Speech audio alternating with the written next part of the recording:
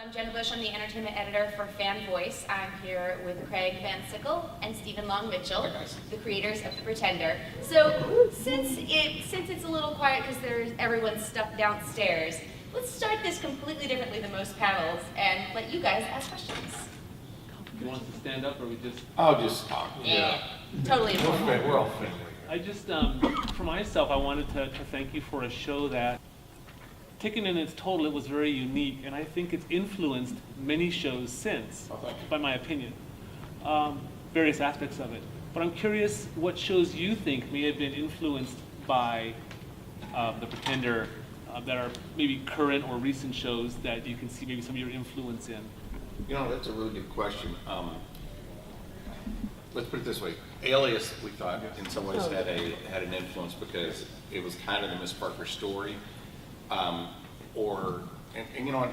There was also a show by Glenn Gordon Carone. I can't think of the name of it, but it lasted. Do you remember that show with Dennis Haysbert? It had a lot of Pretender influences, and it came out, I want to say, a couple of years after we went off. And I cannot remember the name of it, but it was about a guy who had been. Did they have the same guy? They had the same Vitruvian Man? They may have.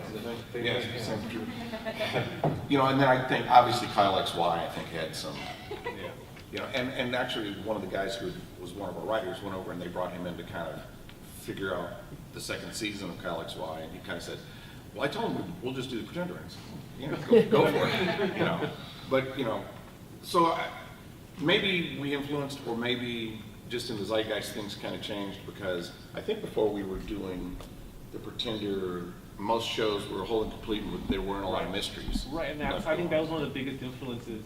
Shows like John Doe. Yeah, John Doe. Even some of the shows now that utilize flashbacks, I think, owe a lot to you and how you did for the expansive plot, kind of funnel shape, whereas you got into the show, the plot, the overall plot, all the subplots kind of widened and brought in a lot of information. Well, one thing we tried to do, as opposed to, say, Lost, which, you know, It's what it is. it was what it was. I love a show that is intriguing, but if you have to put down, this was from episode 3, and it was about the squirrel that came in with the snowman. It's like, it was real confusing. Going back to the original concept of The Pretender, when we wrote it, it was a spec script. And when NBC read it, we said, "Oh, we love it, but if you can answer all these questions, we'll put it on the air." And we said, "Well, if we answer all these questions, there's no reason to put it on." Right. Literally, we said that. We said, "You know, you can keep your money," and they were freaked out because television up until then had been about making sure those questions were answered. Right. And the fact that we didn't answer them is probably the reason a lot of you are here today, because you want those answers still. And because we got canceled because of the XFL, there were a lot of answers that weren't given. But Craig and I love the show, never gave up, and wanted to basically recreate it in a way where we can give those answers and bring it out for a whole new audience. Well, one of the best compliments we got was when Warren Littlefield told us that the testing, they weren't sure how to test our show because it didn't fit any particular category. And then later they actually used the Pretender test As a category. criteria as a category. They tested us as an X-Files-like show and as a Touched by an Angel show because they didn't know what it was. And then the next year it was a Pretender-like show, which is, you know, and our testing ended up being probably the reason we got in there because NBC didn't understand it. Right. But it tested higher than anything since Bonanza. That was the whole thing. They were blown away.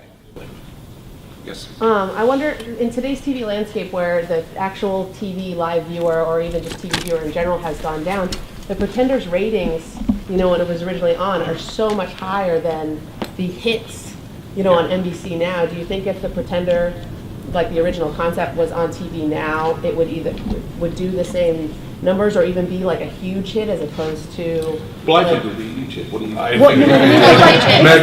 Like if it wouldn't Mega is the word. if it wouldn't get like canceled, because I mean it got canceled because the ratings were low, but now the low ratings would be for NBC like spectacular. And it was also on the lowest rated night of the week. Saturday was the dead zone, and they don't even program Saturday night, a lot of the networks, because of that. And that's why I think they threw the XFL on too, trying to just do something. Who's ahead in the XFL standings? Does anybody? Oh, that's right. It's gone.